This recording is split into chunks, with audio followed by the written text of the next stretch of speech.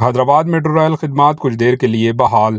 ریاست تلنگانہ کے دارالحکومت شہر حیدرآباد میں پیر کے روز تکنیکی خرابی کی وجہ سے میٹرو ریل خدمات کچھ دیر کے لیے بند ہو گئی۔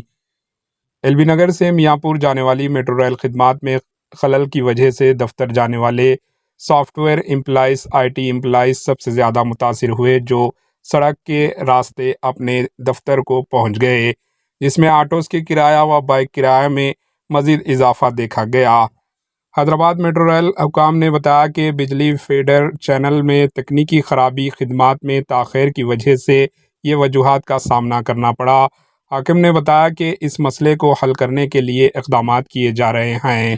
Bureau report H news.